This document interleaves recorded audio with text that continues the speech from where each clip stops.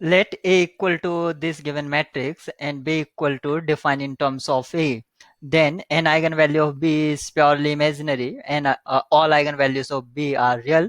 यानी कि B की eigenvalues के बारे में पूछा गया है, eigenvalues,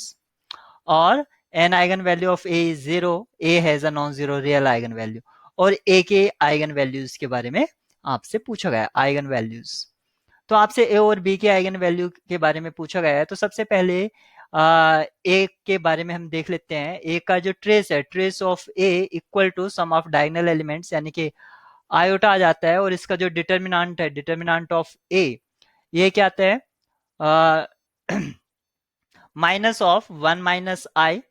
और माइनस यानी कि माइनस आउटसाइड ले लेता हूं मैं, तो ये प्लस हो जाएगा, तो 1 + i, एक बार ऐड हो रहा है एक बार सब्ट्रैक्ट हो रहा है, तो यानी कि फर्स्ट का स्क्वायर माइनस सेकेंड का स्क्वायर, आयोटा स्क्वायर -1, ये 1 का स्क्वायर 1, 1 + 1 इक्वल टू 2, तो यहाँ से 2 हो जाता है। एक्चुअली ये माइनस ऑफ 1 - i और 1 + i, ये 2 आया यहाँ पर, तो आप देख सकते हैं इसका डिटर्मिनेंट 2 है, और इसका जो ट्रेस है वो आइडेंटिटी है, वो सॉरी आयोटा है, तो आप देख सकते हैं इसकी कोई भी आइगन वैल्यू जीरो नहीं हो सकती है, क्योंकि determinant not equal to zero है आपका, तो कोई भी आइगन वैल्यू आपकी जीरो नहीं हो सकती, and eigen value of A is zero, ये ऑप्शन यहीं डिस्कार्ड हो जाते हैं। A has a non zero real eigen values, क्या ए की जो आइगन वैल्यूज होंगी वो रियल होंगी? तो दो रियल का कभी भी जो सम है कभी भी आयोटा नहीं हो सकता है, तो यहाँ से ये डिस्कार्ड हो जाता है। तो कहने का मीनिंग ये है कि आइगन वैल्यू इसकी कॉम्प्लेक्स होगी, और कॉम्प्लेक्स आइगन वैल्यूज पेयर में आती है, तो अगर कोई कॉम्प्लेक्स आइगन वैल्यूज की होगी तो उसका कॉन्जुगेट भी यहाँ पर आएगा, तो दोनों ही कॉम्प्लेक्स होंगी इसकी आइगन वैल्यू। तो यहाँ पर ये दो ऑप्शन डिस्कार्ड हो गए हैं। अब हमें ए बी की आइगन वैल्यू के बारे में पता करना है, तो सबसे पहले हम बी मैट्रिक्स को देख लेते हैं, B equal to A transpose A conjugate.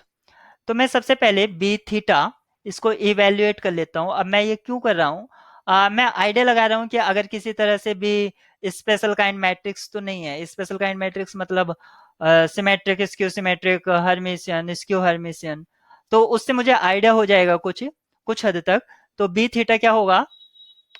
A transpose A conjugate इसका थीटा, यानी कि इसका कॉन्जुगेट ट्रांसपोज जिसको मैं थीटा कॉल कर रहा हूं,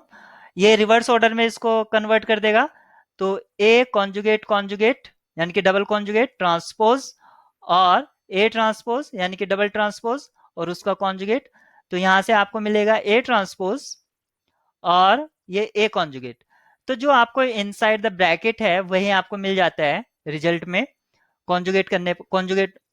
ट्रांसपोज करने पर। तो यानी कि ये आपका एक हर्मिशियन मैट्रिक्स है, बी जो है वो आपका हर्मिशियन मैट्रिक्स है, और थ्योरम होती है कि अगर कोई हर्मिशियन मैट्रिक्स होता है तो उसकी आइगन वैल्यूज रियल होंगी,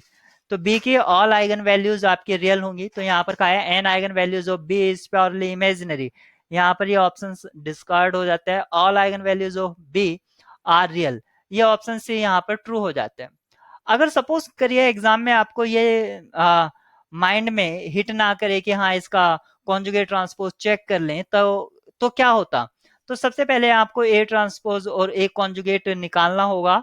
और उससे आपको ए ट्रांसपोज जो ये आया सपोज करो और ए कॉन्जुगेट वो ये आया, इन दोनों का प्रोडक्ट करा के आपको बी फाइंड आउट करना होगा, और बी जब आप फाइंड आउट कर लेंगे, तो क्योंकि हमें उसकी आइगन वैल्यूज के बारे में पता करना है, तो बी माइनस लैम्डा आई इसका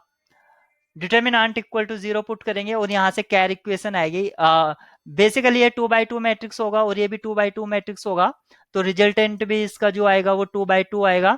और 2/2 के लिए क्योंकि हमें बी पर्टिकुलरली गिवन है यहाँ आएगा यहाँ पर, तो आप इसके लिए डायरेक्ट ट्रेस और डिटर्मिनेंट इवेल्युएट कर लीजिए, और X square minus trace of B plus determinant of B equal to 0, उसको डायरेक्ट कैर इक्वेशन फॉर्म कीजिए, और कैर इक्वेशन के आप रूट देख लीजिए यहाँ से बाय क्वाड्रेटिक फॉर्मूला, और समहाउ जैसे भी आप देखना चाहें वहां से भी आपको